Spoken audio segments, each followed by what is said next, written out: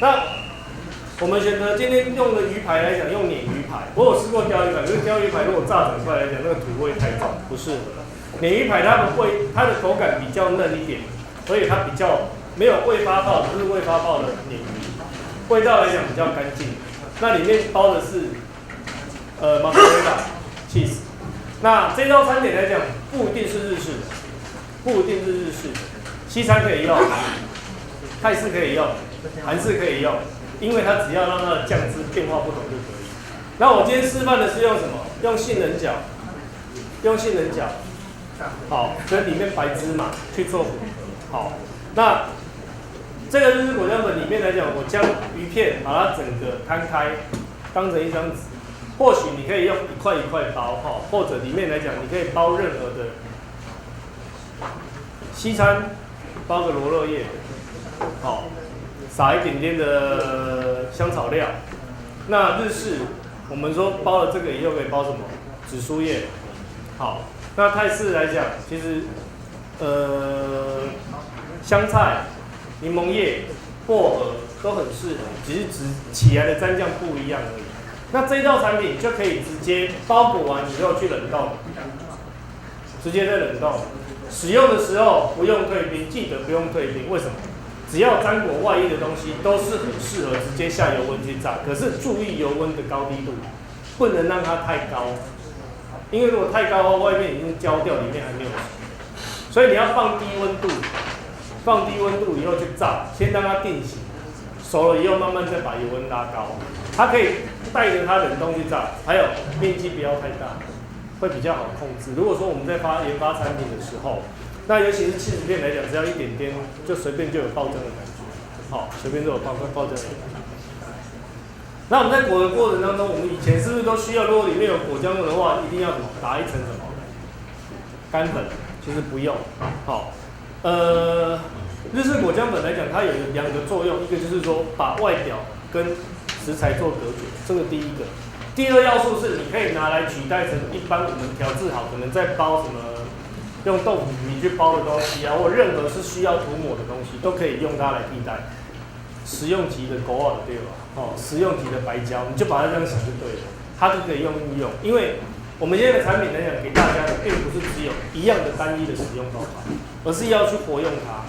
好，我将把它包裹起来，这样一个口袋的形态哈，直接一样下去的时候，把它稍微沾裹一下。因为我今天没有刷子哈，可是最好就是将它把它。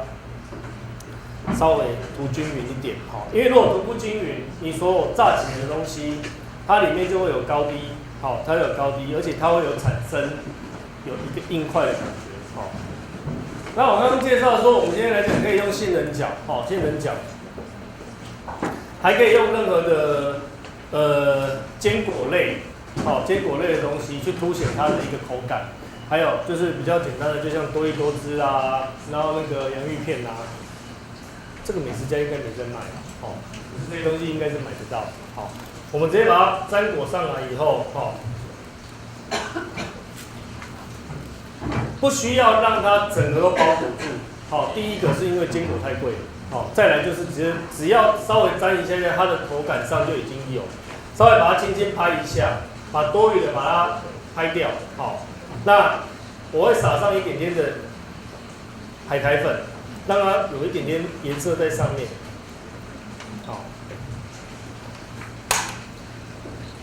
记得如果炸坚果类的东西，你可以两种做法。第一个是将坚果稍微烤一下下，让它先上色一次，或者是说你在炸的过程当中选择低油温，不要那么的高油温，低油温让它先炸，因为这样才能确保。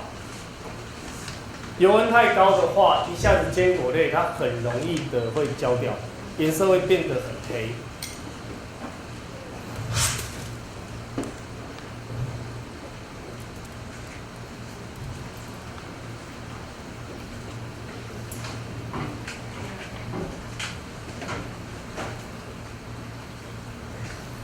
如果说我们在做油炸的过程当中，其实让大家会有一个疑问，说是这样。油炸锅并不是说你设定好温度下去的时间，那个是麦当劳的做法，因为你所有东西冷冻出来直接炸，它帮你调制好。那如果你现在要做这个东西，可以，你也可以自己去制作一阵油炸的 SOP。可是你要确保你每一块东西出来要怎样，一样大，一样大。好，如果没有办法的时候，你要可以做2种方法，一种就是第一个用低温先炸定型。所谓的低温在哪里？150度到160度，手去摸表面不会烫，好，它还在炸，表面不会烫的。另外一种170、180就是刚刚像炸天妇罗一下去就呲那种的，好，那一种就比较油温就比较高。你看我这轻的油温炸，它表皮的坚果会怎么样？慢慢的变色，它不会一次的变色很严重。好，这样的油炸的方式来讲，第一层先把它炸定型，我拿起来以后，好，稍微让它回温一下。好，回温的动作在哪里？让它的里面的肉开始热度往内传达。再来之后，第二次炸就是上色。那油温可以稍微高一点点，高一点点。那坦白讲，一般我们的餐厅只有自定式的油炸锅，好，对不对？你就只要设定160度，起来2次就好了，你也不需要调到170度，好。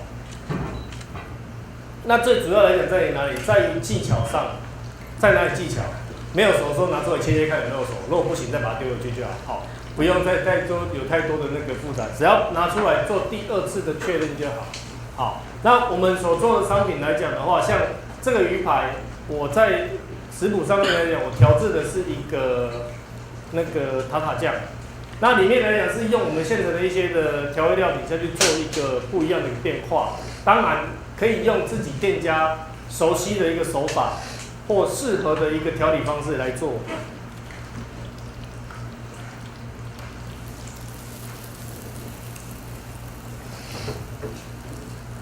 其实鱼排来讲，算是还蛮熟的时间蛮快的，好，所以不需要太那个，除非说你第2层的那个玉子果浆粉下太厚，要不然它的油炸时间来讲，一上一下来讲，前后差不多5到6分钟左右。第1次先炸3分钟定型，后面起锅以后让它稍微回温一下，再做第2次的油炸。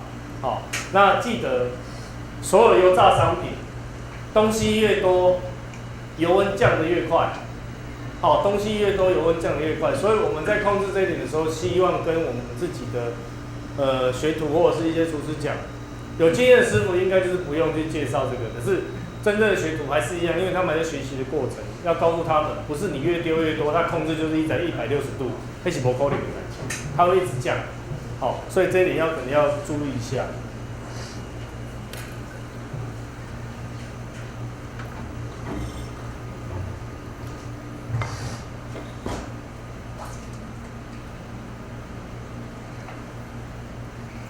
我们刚刚是用面包粉的时候，比较不适合将我们的表皮的脆度撑在底下。可是坚果类不一样，它不怕，比较不怕它的水分溺湿，因为它本来讲它就是很脆的东西。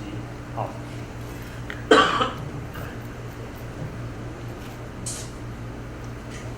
好，它的cheese来讲就是半溶的状态，实际上它还有一点点的没有熟，好，还有一点点的没有熟。那这样的程度下来讲怎么做？2种方法，一种其他的没有切的先丢下去，好，切好了以后打个微波30秒就好，它里面就有温度，外面的脆度不会变，好。当然，我说真的，师傅嘛，不是讲大概拢就准的啦，有时候还是要看一下这个情况下，师傅比学徒好是什么？他会知道怎么改变他的错误，好不好？来一个掌声嘛，对不对？师傅都已经承认错误了，还不来一个掌声，对不对？好。